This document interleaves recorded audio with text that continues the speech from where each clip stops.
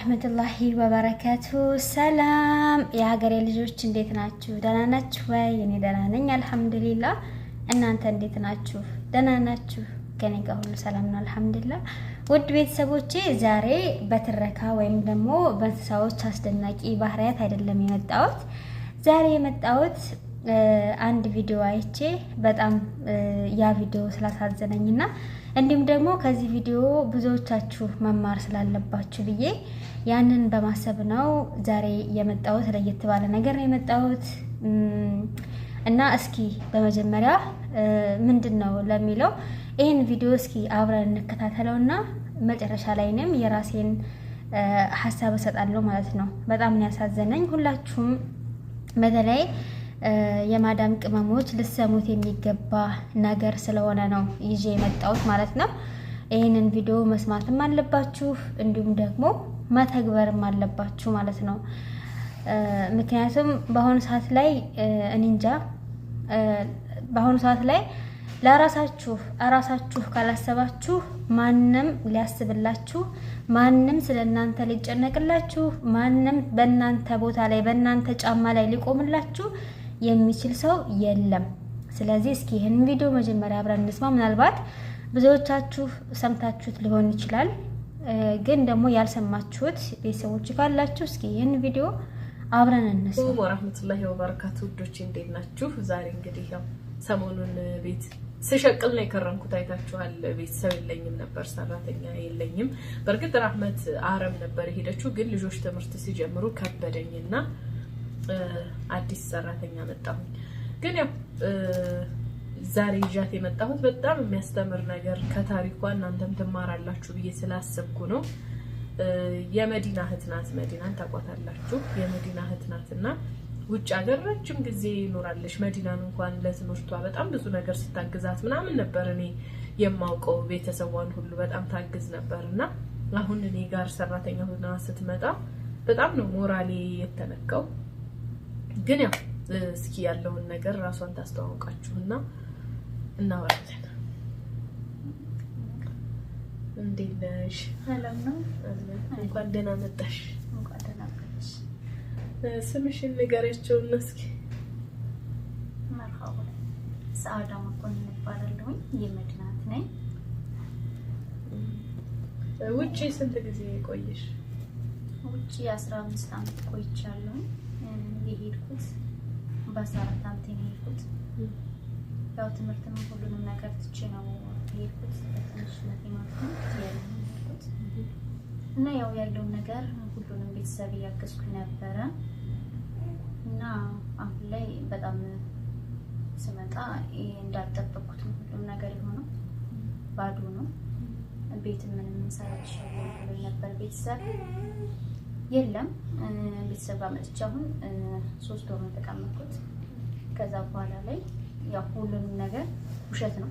ቤትም ተገዝቷል ምናምን ተብሎ የነበረው ውሸት ነው እና ምንም አይነት ገንዘብ የለም እና ያው አንቺ ጋር መጥቼ ምናለች ያለው ነገር ቢያንስ እንኳን ራሴን ባስተዳድር ብዬ ነው ልሻለሁ ማለት ነው።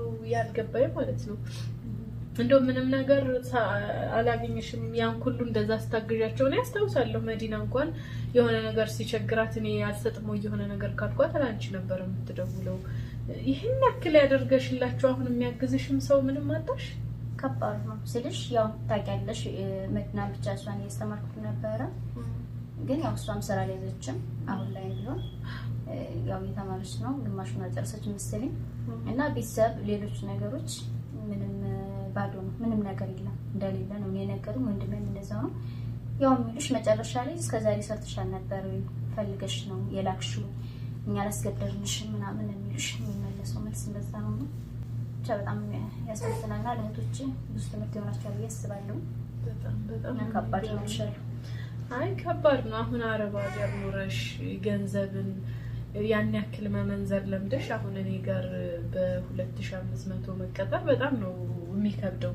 እኔ ራሴ ከብዶኛል ለራሴ ማለት እኔ ራሴ የሆነ ይከብዳል ማለት አንቺ መሆን የነበረበት አሁን የራስሽ ቤት ኑሮሽ ትዳር ይዘሽ እንደዛ አይነት ጥሩ ላይፍ እንድታሳልፊ እንጂ አሁን ድጋሚ ኢትዮጵያ ውስጥ ሆነሽ ደግሞ በትንሽ ብር ሰው ቤት መግባት በጣም ነው የሚከብደው እና ብቻ በጣም ነው ያሳዘነችኝ። ነገራችን ላይ ወደ እናንተ ከማምጣቴ በፊት መዲናንም ደውዬላት ነበር እና መዲና መታ ነበረ።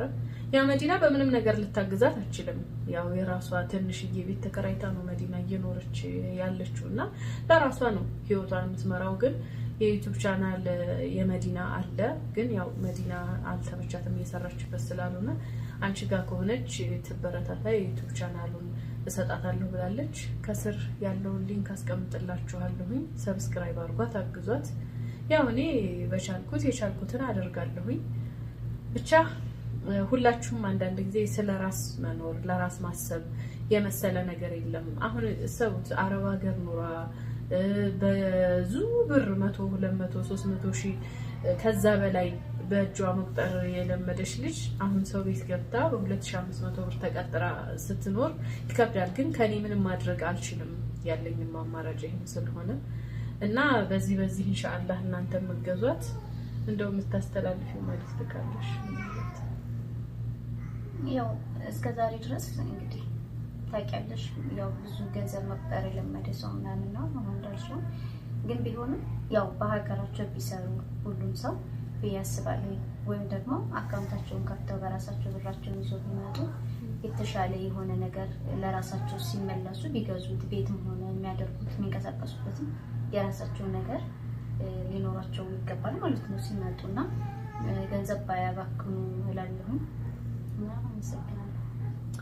ኢንሻአላህ ውዶቼ፣ እንግዲህ ውድ ቤተሰቦቼ እንግዲህ እህታችንን እንደሰማችኋት ነው። 15 ዓመት በአረብ ሀገር ኑራ ግን 15 ዓመት አስባችሁታል? በ14 ዓመታችሁ መታችሁ 15 ዓመት አረብ ሀገር ኖራችሁ እድሜያችሁ ስንት ነው የሚሆነው? ከዛ በኋላ ደግሞ 3 ወር ብቻ ተቀምጦ እንደገና ሰው ቤት በ2500 ብር መግባት ሀቂቃ በጣም ነው የሚያመው ማለት ነው። በጣም ያማል እና እኔ እንጃ እኛ የማዳም ቅመሞች ለምን እንደሆነ አላውቅም፣ ለምን እንደሆነም አይገባኝም። ያኔ በቃ በዚህ ልክ ሰው የምናምንበት ነገር ሲቀጥል እንደገና ደግሞ በቃ እኛ ለሰው ደራሹን እንሳለን፣ ግን ለኛ ደግሞ ማንም የሚያስብ ሰው አለመኖሩ እጅግ በጣም ያሳዝናል ማለት ነው። ወላሂ እጅግ በጣም ያሳዝናል። ስለዚህ እኔ እናንተ ከኔ ከምላችሁ በላይ ልጅቷ የነገረቻችሁ እህታችን የነገረቻችሁ ነገር እጅግ በጣም በቂ ነው ማለት ነው። ከበቂም በላይ ነው። ስለዚህ እህቶቼ ንቁ፣ እባካችሁ ንቁ። ሄደን ከምናለቅስ ስግብግብ በቃ እሷ እኮ ቋጣሪ ናት ብንባል ይሻላል ማለት ነው። ቋጣሪ ናት ብንባል ይሻላል። እዩትማ ውድ ጓደኞቼ ማለት ነው። እናንተና እህታችሁ እናንተ የዛሬ 10 ዓመት ብትመጡ የእናንተ እህት ደግሞ የዛሬ 5 ዓመት ብትመጣ እናንተ ግን ለቤተሰብ እየረዳችሁ እንደዚህ ተሆነ እንደዚህ የሆነ እየተባላችሁ የቤተሰብ እየረዳችሁ ኖራችሁ እህታችሁ ደግሞ ምንም ነገር ለቤተሰብ ሳትሰጥ ብትሄድ እናንተ አንቺና እህትሽ በእኩል ቀን ብትሄዱ ክብር የሚሰጠው ለእህትሽ እንጂ ላንቺ አይደለም። ባያሽው ነው የምትባዩ። በቃ ልክ እህታችን እንዳለችው እሷ እኮ ቸገረን ብለዋት ይሆናል የላከችው። ብዙዎቻችን እንትን የሚለን ነገር ነውና ግን መጨረሻ ላይ ምንድን ነው የምትባሉት? በያዛችሁት እኛ ምን እናርጋችሁ ታዲያ ማላኳላችሁ ነው የምትባሉት ማለት ነው። ስለዚህ የባካችሁ እህቶቼ በቃ ብራችሁን ያዙ። ኢትዮጵያ ንግግር አልችልም እውነት ለመናገር ግን ያው በጣም ውስጤን ስላሳዘነችኝና ስለተሰማኝ ነው። ደግሞ የብዙ ሰዎች እንትን ነው። ከዚህ በፊት ራሱ እንደዚህ የሆነች ልጅ 15 ዓመቴ ነው እና እህቴን አስመረኩኝ፣ ወንድሞችን አስተምሬ አስመረኳቸው። አሁን ግን ልመጣ ነው ማግባት ፈልጋለሁ ስላቸው ምን ልትሰሪ ነው የምትመጪው? ብር የለሽም አሉኝ ብላለች የሆነ ጊዜ ማለት ነው። እንደዚሁ ነው። ብዙ ልጆች አሉ እና አግባ ሲላቸው ራሱ አያታግቡ የሚሉ ቤተሰቦች ማለት ነው። እኔ ቤተሰቦቻቸው ራሱ ምን አይነት አስተሳሰብ እንደሆነ በጣም ነው ግራ የሚያጋባው። ግን ደግሞ እዚህ ጋር የምለው ነገር ምንድነው ሰው አሰበልንም አላሰበልንም ያ የራሱ ጉዳይ ነው። እኛ ግን ለራሳችን ማሰብ አለብን ነው። ለምን ቤተሰቦቻቸውን አያስቡላችሁም? ለምን አያስቡም ብያውን ከቤተሰብ ጋር አልከራከርም። የምከራከረው ከአንቺ ጋር ነው። ምክንያቱም አንቺ ለራስሽ ማሰብ አለብሽ። ሰው እንደማያስብልሽ ሁሉ አንቺም ደግሞ ለራስሽ ማሰብ አለብሽ። ገባሽ? ስለዚህ ለራስሽ አስቢ እህቴ፣ ለራስሽ አስቢ።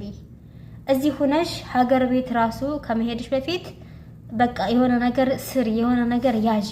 በቀላል እንኳን በነፃ ዋይፋይ ዩቲዩብ ከፍተሽ አሳድገሽ መሄድ ትችያለሽ። በጣም ቀላል ነው። እዛ ስትሄጂ ቢያንስ ራስሽን የሆነ ነገር ሰርተሽ ምሰሪበት ነገር ይሆንሻል ማለት ነው። እና እኔ እንጃ ወደቶቼ ቃል ያጥረኛል። ለማንኛውም ቪዲዮ በጣም አስረዘምኩኝ፣ ስሜታዊም ሆንኩባችሁ፣ ይቅርታ። በያላችሁበት አላህ ይጠብቃችሁ። ለቻናል አዲስ ከሆናችሁ ሰብስክራይብ በማድረግ አበረታቱኝ። እወዳችኋለሁ። በሚቀጥለው እንደተለመደው በአስደናቂ እንስሳ ባህሪያቶች እመጣለሁ። እስከዛው ባይ ባይ።